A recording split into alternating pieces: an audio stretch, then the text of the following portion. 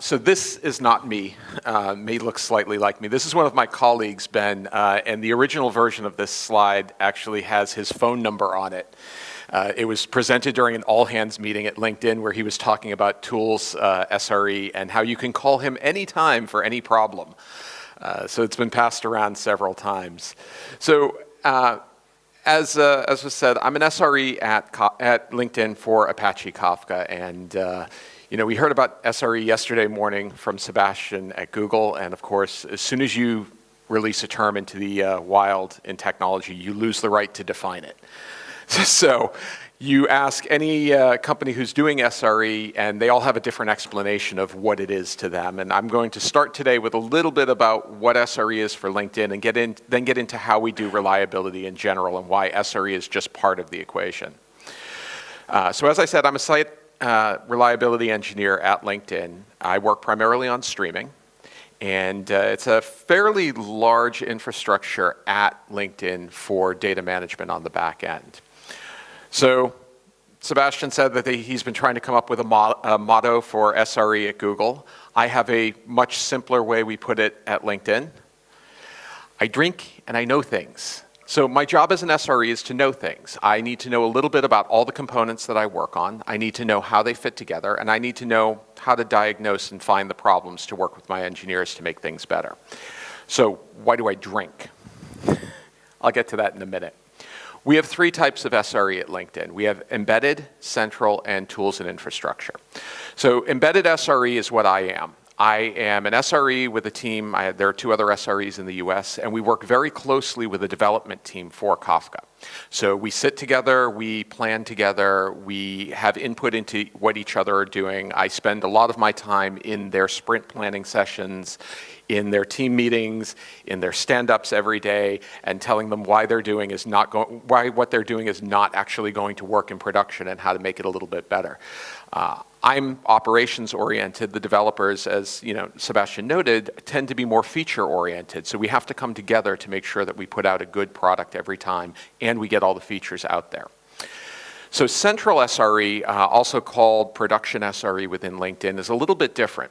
They don't have a single development team that they're working on. They have multiple development teams. All of the developers are working on applications that are not large enough to have their own SRE team.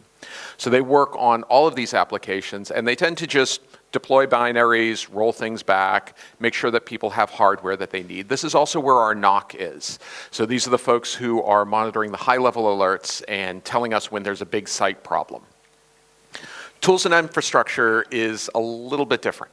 They're the ones who are creating the things that are helping people create the things that run LinkedIn.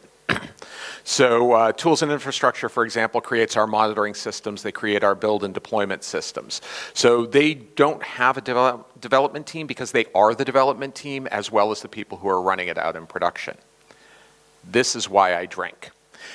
This is impossible to read, so I'm going to go over to the high level here. This is my world at streaming SRE.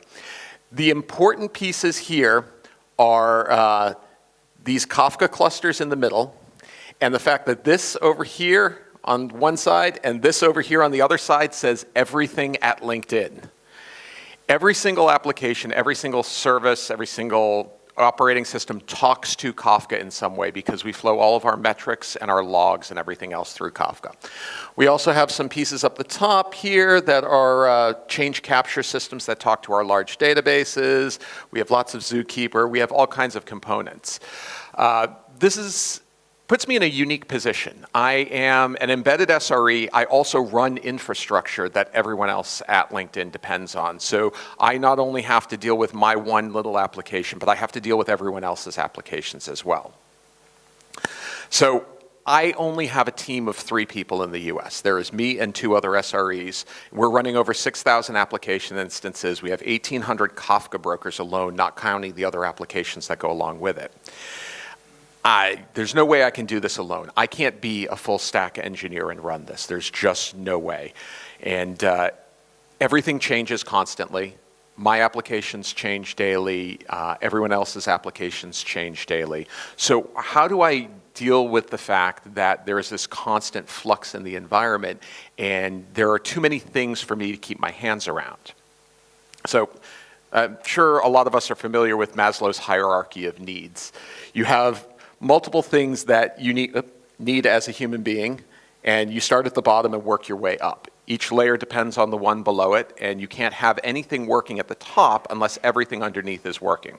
Well, I have my hierarchy as well. This is my hierarchy of reliability at LinkedIn.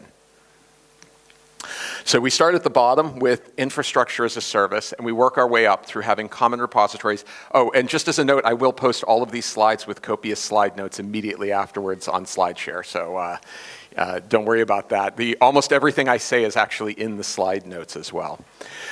So we have common repositories. On top of that, we build containerization of the applications. We have build and deployment systems, monitoring, and at the top, we have what we call site up, and I'll get into exactly what that is. Now, there's a whole lot that happens between monitoring and site up. As we've noted, you build applications for reliability. I'm not going to get into that too much because I don't build the applications, I run the applications and I help my developers build them. But there's a lot of engineering that goes into making sure that site up is as painless as possible when it comes to that. So I'm going to start at the bottom, I'm going to work my way up as to what these things mean and how it makes everything we do at LinkedIn reliable. Now the important thing here is that each of these is a layer in a stack that we're working with, and we're working horizontally within these layers so that I don't have to go all the way down. I don't have to be responsible for infrastructure as a service. In fact, I've never been in a LinkedIn data center. I have never touched a server that runs LinkedIn hardware. I haven't even installed an operating system on a server in over 3 years now. My former life, I worked at VeriSign for over a decade, and my responsibility was for hardware platforms, software platforms, standards. So I did a lot of installation, but I don't do that anymore. We have a team called Production Operations at LinkedIn, and their responsibility is for all of this infrastructure. So they provide to us platforms that we run our applications on. Now, the three largest groups within Production Operations are DC Techs, System Operations, and Network Operations. DC Techs are the guys on the ground in the data centers. They're the ones who are touching the hardware on a daily basis. Systems operations are the folks who are running the operating systems, deploying them on there. They're also running basic services like DNS, NTP, all the other things you need on your network to get things going. And then you have network operations, and they're handling all the network hardware similar to how systems operations handles the operating systems.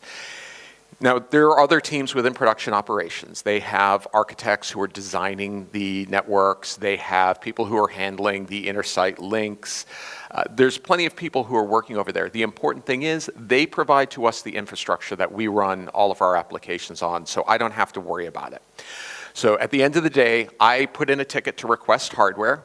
I get a piece of hardware delivered to me weeks, sometimes hours later, depends on the configuration, and I get a host name. I connect to that host, it's already linked into our networks, it's ready to go, I just have to deploy onto it. So, of course, different applications have different needs. My Kafka brokers are single servers that have a lot of storage on them. They have specific tuning that they need. So that's all taken care of in this. I tell them what I need, they make sure it's provisioned on there when I get my hardware. So on top of the infrastructure, we have common repositories for everything we're doing. All the source code, all the configurations are committed to one place, and these are Subversion and Git repositories that are centrally managed by one organization, our tools organization.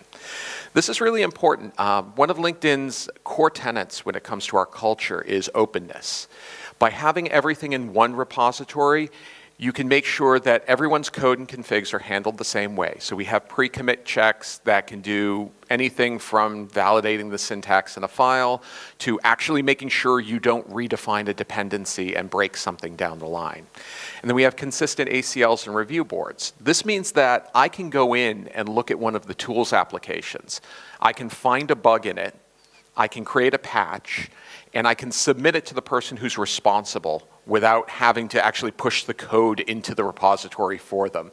They can look at it, offer me a little bit of feedback as to what could make it better, and we improve everything as a result. So you don't have to be a tools engineer to work on the tools. You don't have to be a Kafka engineer to work on Kafka. My developers work on Kafka, I work on Kafka as well. If I find a problem, I submit a review to them and let them know what we found. All of this connects directly to our build systems. So When you, actually the build systems are coming up next. I flipped the next two slides. I actually flipped them 3 or 4 times before I settled on the order. So when you commit a change to the repositories, everything starts building automatically. This means the code's constantly validated as well. So you can always assure that either the version that's in the repository is good and it's on the last known good version, or it's got new changes committed to it and those at least build. They may not work, but they build. So as we're building the application from the repositories, we use containers. Now, we don't use what some people think of as containers. Containers is a very overloaded term. So when I talk about a container, I'm talking about the code that wraps around the application, but it's not a Docker container, for example. We use a lot of Java. We use a lot of Python as well. We also have a few one-off languages here and there. I write a few things in Go because it's convenient and it provides some features I need. But when I work with Go, I have to actually do a little bit of extra work to make it fit into LinkedIn's infrastructure. The Java applications actually have Jetty and Tomcat containers that wrap around the code that is written. So this provides hooks for monitoring, this provides client libraries, this provides all the pieces that somebody needs to develop their application to the internal standards.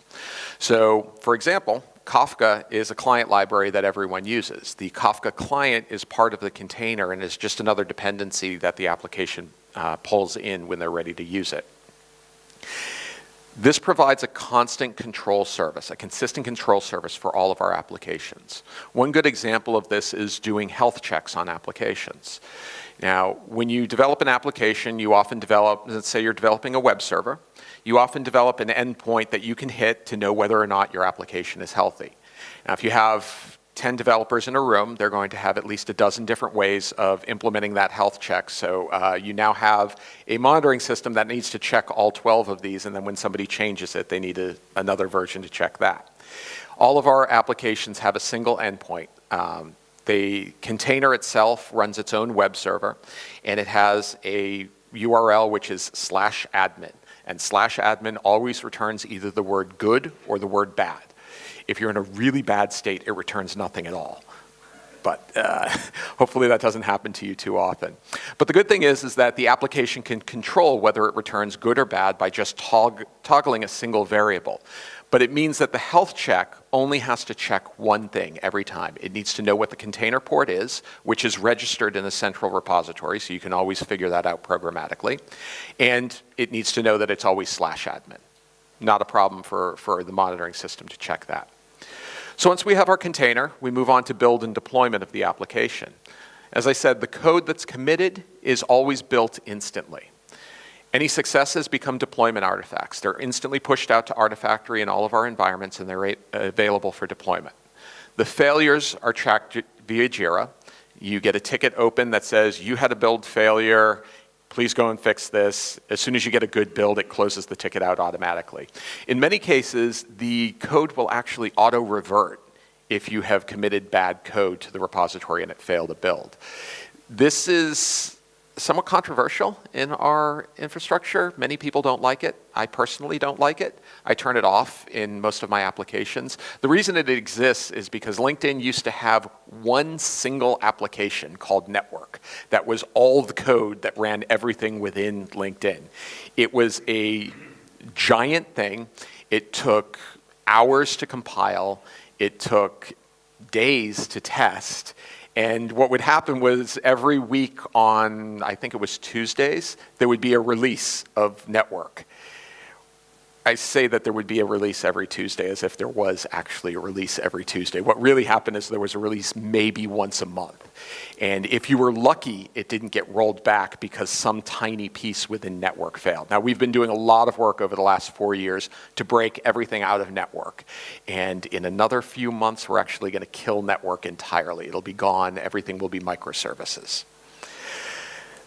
So the build systems, central management, again, there is a team that is responsible for our build systems. I don't worry about it. My developers don't worry about it. They just commit their code. We use Jenkins, we use Hudson, everything's built automatically. If they've defined tests, they're run automatically. If they haven't defined tests, they're horrible people and I don't want to talk to them.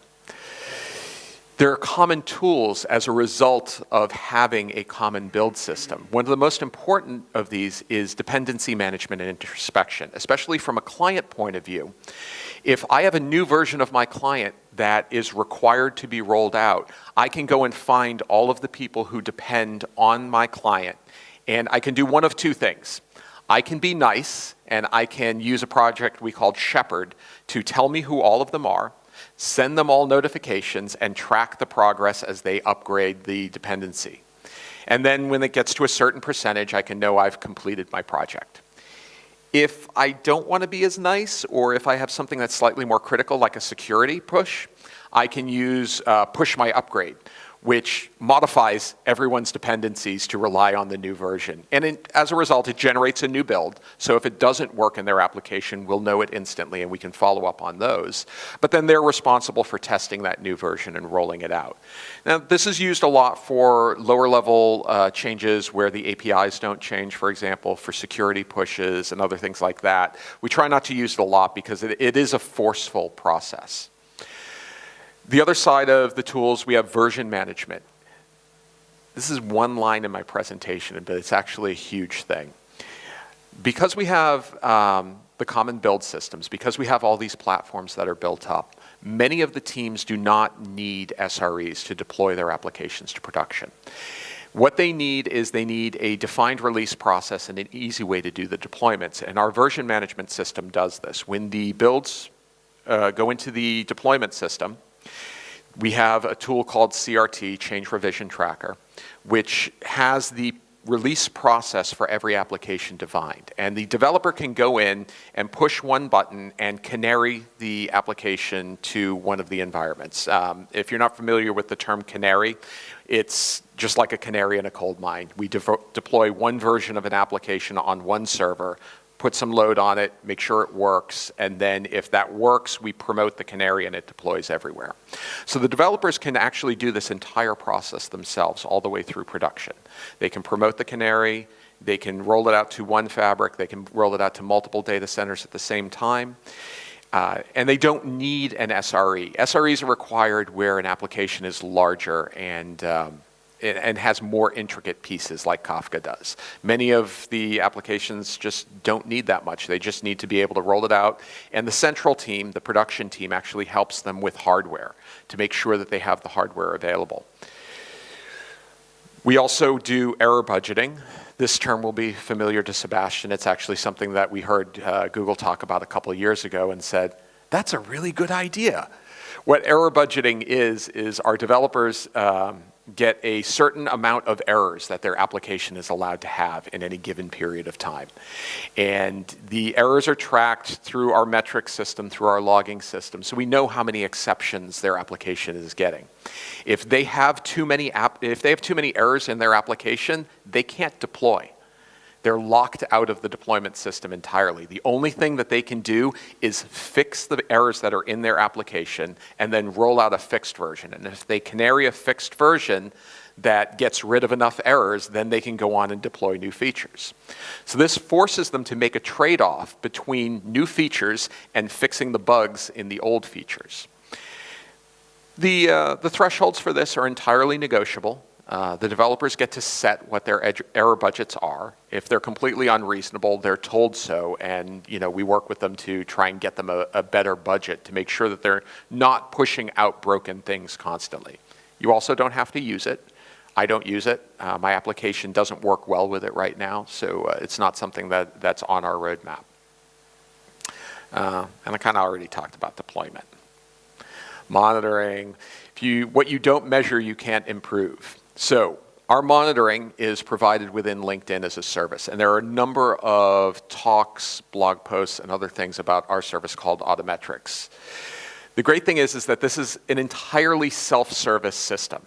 The applications just annotate a metric that they want to expose within the application. The container picks up the metrics automatically. The container publishes them to Kafka. The monitoring system reads all of the metrics out of Kafka and then stores them, provides graphs, provides alerting and everything else that you need. This is all done without having to pre-provision a metric, without having to go and talk to a team and saying, I want to expose these 100 metrics. This has its complications, of course. The infrastructure SRE team that runs monitoring does not like me. Kafka itself, especially one of our clusters that's fairly large, may expose 60,000 metrics per host. So we tend to blow a lot of their capacity planning out of the water, and we work with them very closely to make it better. The nice thing about this is the metrics are in the system. They're available to everyone. So I'm monitoring certain aspects of my application. A client team is potentially interested in some of my metrics. They want to know whether the Kafka clusters are up and running, for example. They want to see my availability metrics.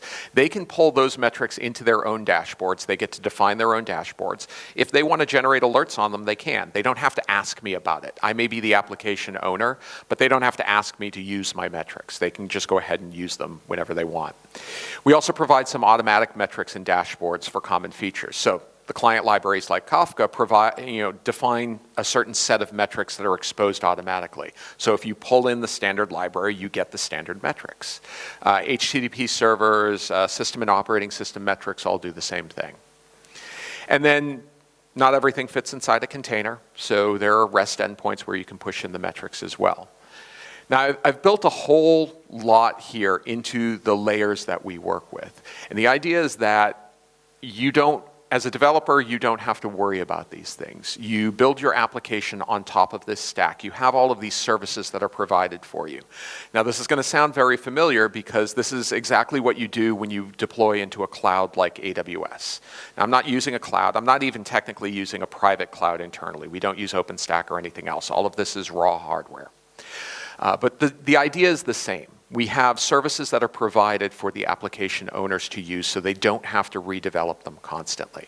It means we only have one group doing operating systems. We have one group doing monitoring.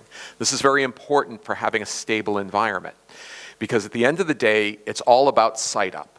And site up is the term that we use to refer to keeping the site up and running all the time. That's an SRE's job.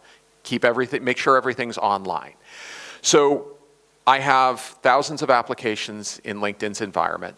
We have tens of thousands of servers. I don't have nearly as many as Google, but that's okay. I'm not jealous.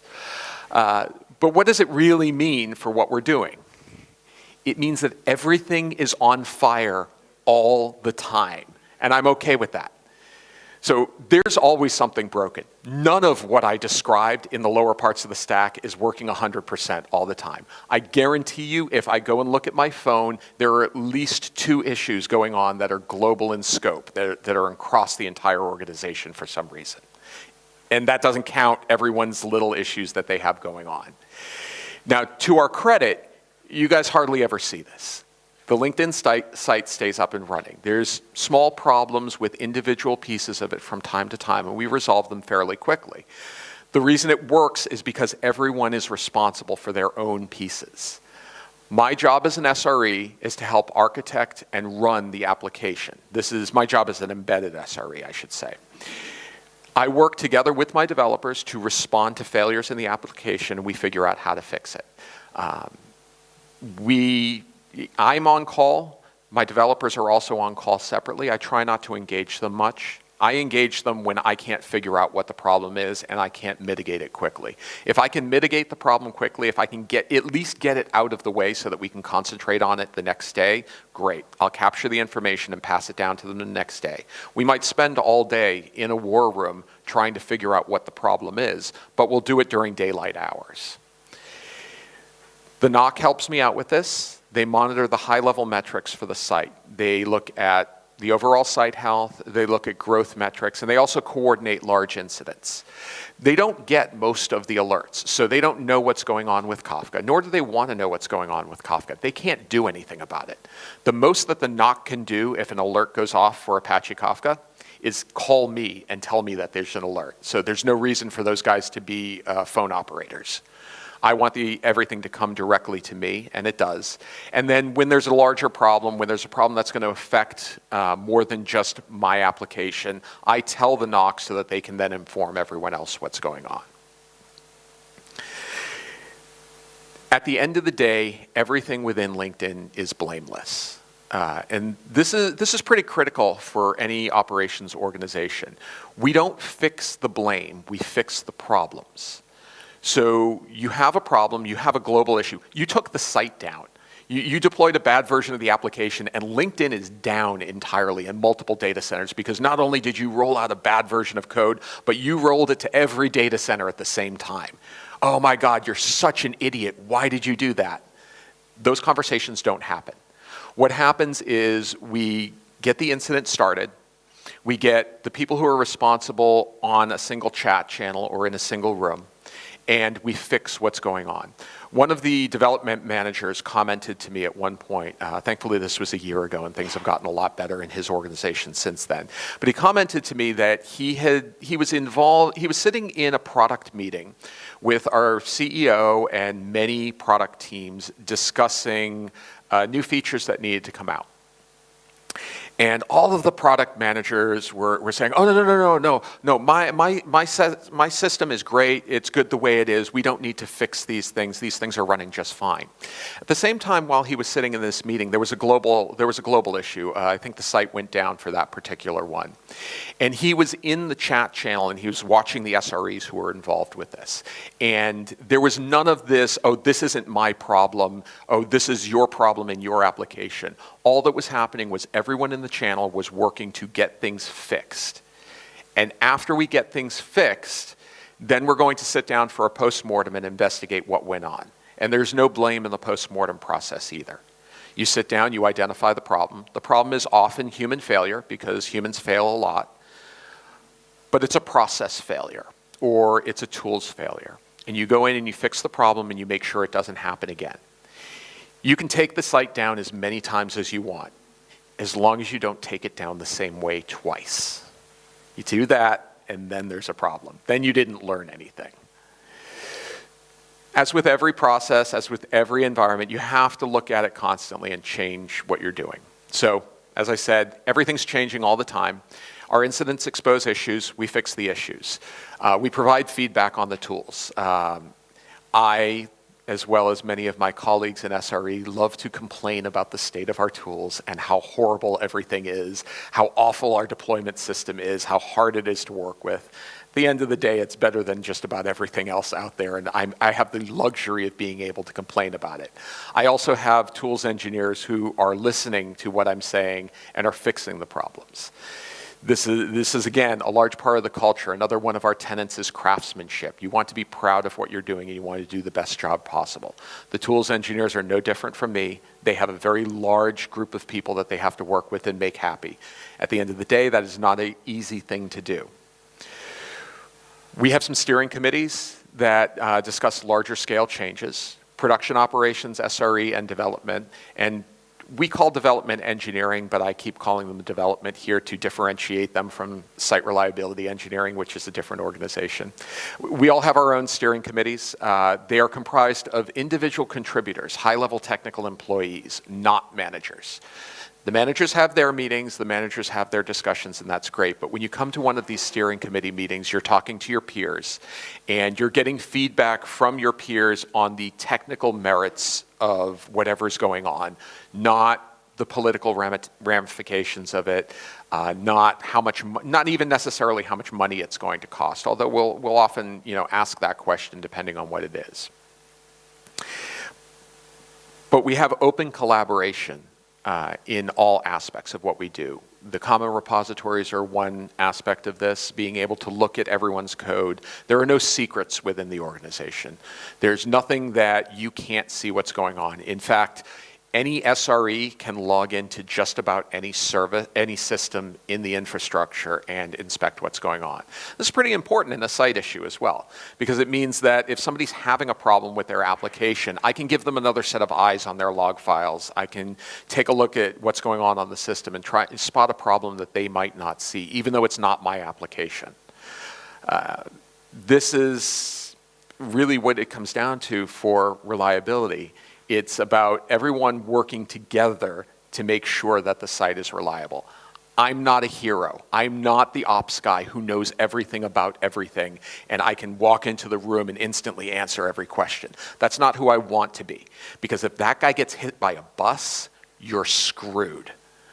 And that's not the organization that I want to work in. What we have here is we have lots of different people who are responsible for their pieces and make things stable at the end of the day. So hopefully now I have a few minutes to take any questions either about what we're doing at LinkedIn or the ideas of reliability in general. We have a slightly lighter crowd than yesterday. I think everyone's still trickling out of breakfast. So, yes.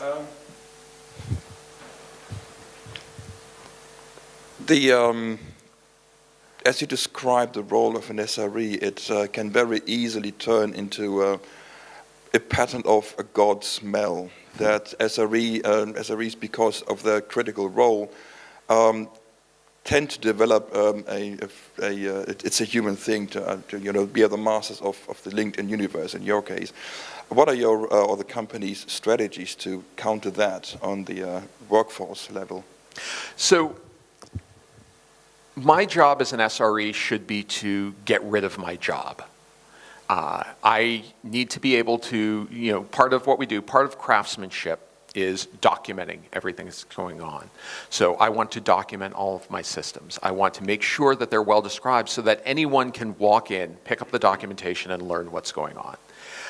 I want to automate as much of my job as possible. Part of what I do as an SRE is develop tools around all of our applications so that there are simpler interfaces. You don't have to have the deep knowledge of the application to be able to run it properly. You need to be able to use the tools, and the tools are documented.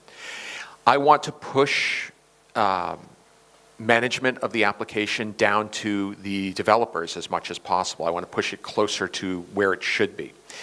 This is why, as Sebastian mentioned yesterday, DevOps and SRE aren't two different things.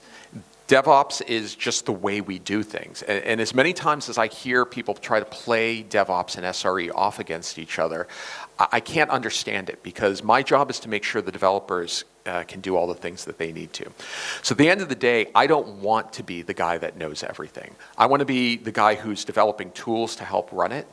And pretty much all of my colleagues operate the same way. That's how we do SRE at LinkedIn. We don't want to be the heroes, because if you're the hero, you're getting woken up at night. None of us want to be woken up at night. We all want to sleep through the night. That's a good incentive. Yeah. How do you share the lesson learned with other SREs? So the question is, how do we share the lessons learned with other SREs? So we do a lot of internal things to help share knowledge. We recently had our first internal SRE conference. So not only do we have SRECon for the public now, but LinkedIn had SRE InCon a couple months ago, where we all got together as SRE offsite. We had a full day's worth of sessions and talks where everyone was able to talk about the things that they do, the tools that they've developed. So that was one way we do that. We also have internal tech talks for SRE every other week, where you can go in and present on some tool you've developed. You can talk about your environment and what's unique about your environment, and ask questions. The steering committees that we have are another way that we share knowledge. People can bring their projects to the steering committee. So in the Site Reliability Steering Committee, our job is not gatekeeper. So we're not there to approve or deny a project. We're there to hear about your project. We're there to offer you some feedback on what you're doing. And then we're there to tell the rest of our organization about what's going on. So when something happens at the steering committee meeting, I go back to my organization in our smaller all-hands meeting and say, hey, these 5 things came up this week, and these are the things you're going to have to look forward to and watch out for as they come up down the road. The other thing is that SRE is fairly younger than the LinkedIn as a company. Do you have any organizational challenges to introduce SRE as a new organization, and how you would overlap or friction with other organizations? So the question here was there friction or organizational problems in introducing SRE to LinkedIn? Thankfully, that was before my time at LinkedIn. But what I can tell you is that there was not a lot of friction, but there was a lot of change involved because you come out of an environment where you don't have these layers. You don't have the horizontal layers in the environment. You have people who are responsible for everything top to bottom. So that is a bit of change. We were fortunate to have a number of people move over, mostly from Yahoo at the time, into LinkedIn's organization. So these were people who were familiar with each other already as colleagues, and they were able to build SRE at LinkedIn. A lot of the credit for how well SRE has been accepted goes to our VP of SRE, Bruno, who came over from Yahoo with a number of managers who now report to him, and he built an organization that's become accepted within LinkedIn. For the most part, it's just a shift from operations as it used to be done to SRE. So from a development point of view, the only thing that really happens is your operations group got stronger. And for a good development organization, a stronger operations organization is not a threat. A stronger operations organization means better products at the end of the day, because you want the operations folks who are more stability-minded, more reliability-minded, to be at odds with the product teams who are more feature-oriented. New features introduce instability. The SREs are there to try and enforce stability, but as an organization, we all know that we're working towards the same goals. One of the things that I say constantly, especially as people will complain about one tool or another, is that there's nobody in the organization that's working against anyone else. We are all working to make LinkedIn better. We are all working to make a better product and get it out the door. There's no one behind the scenes who's actively trying to sabotage things. So once you understand that you're all working together, then you're able to listen to each other and have strong organizations that can argue with each other.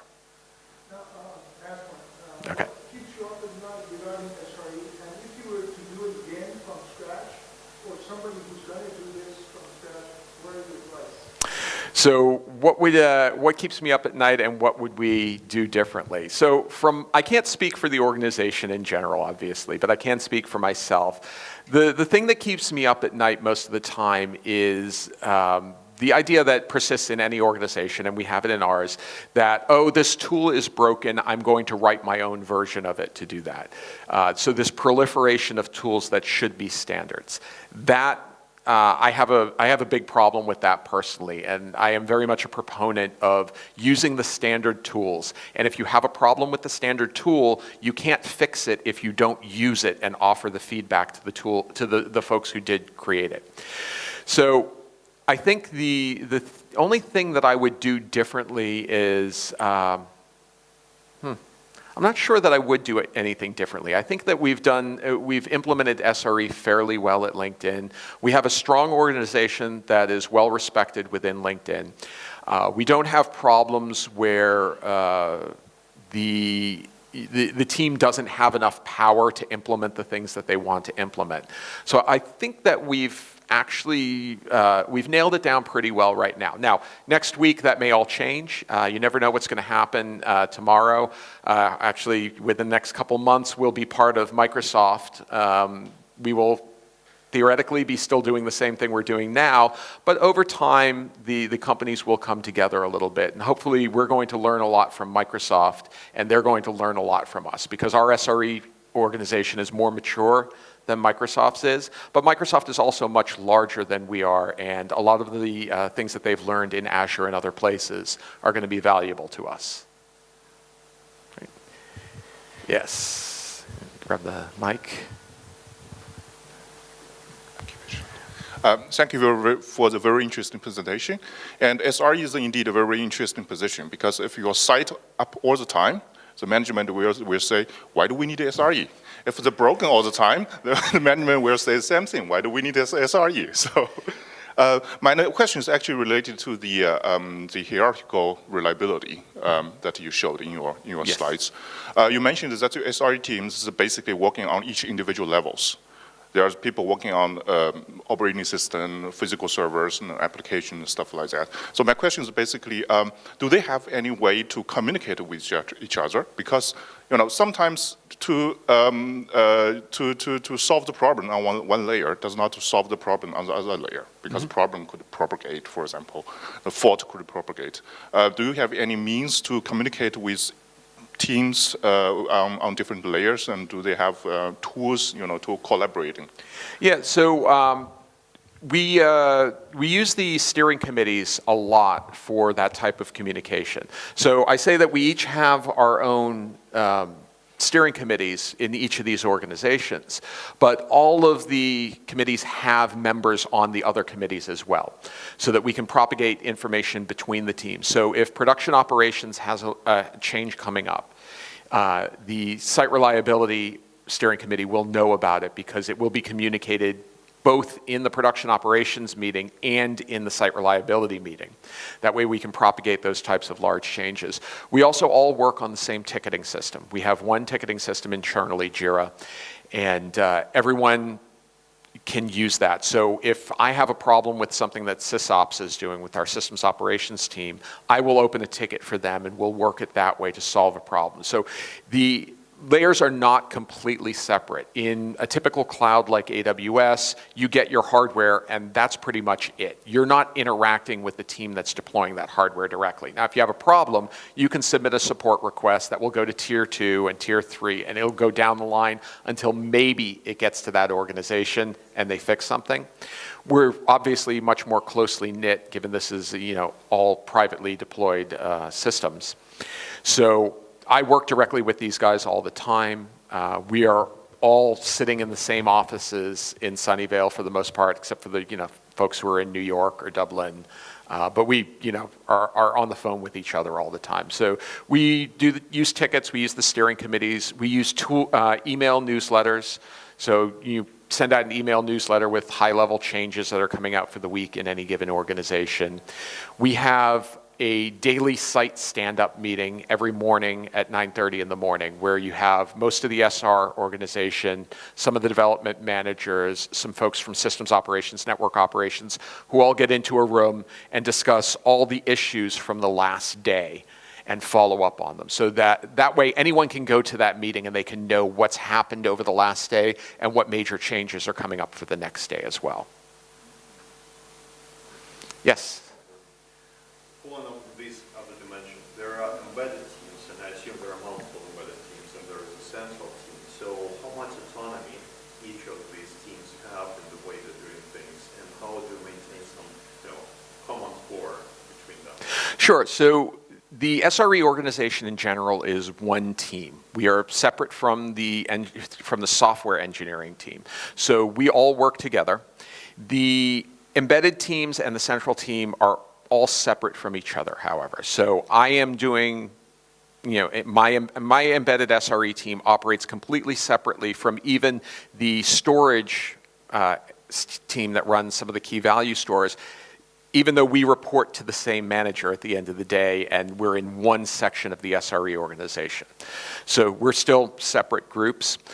Again, we share a lot of information through a variety of means. We share best practices.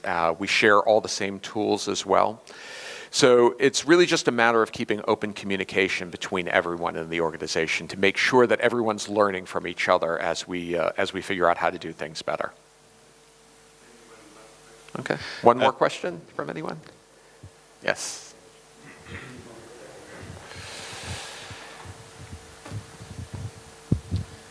You pointed out that you're not doing internal cloud computing. You can order standardized hardware in certain amounts, but you don't click a VM or launch a container on a Mesos cluster or something. Would you like to? What do you think are the trade-offs of switching to a cloud model from ordering hardware? So to some extent, it would be nice to be able to do that. And we've got infrastructure in place that allows us to do the same thing on bare hardware. Now, of course, every layer of virtualization takes away some amount of performance from your system. The best systems, the best virtualization systems don't take very much. So our container system allows us to deploy 2 applications on the same server without a problem. We use C groups within Linux to isolate them to some extent. We're adding more isolation to them now. But I don't have to even request hardware to deploy my applications. For the stateless app, the Kafka brokers, I do. They're specialized. I need that hardware. It's separate. For every other application that's not stateful, I can run a single command, or a developer can run a single command that will allocate space on a hardware in a pool and deploy it at the same time. So we really do have that one-click deployment. It's just that we're not doing it with virtualization. Okay.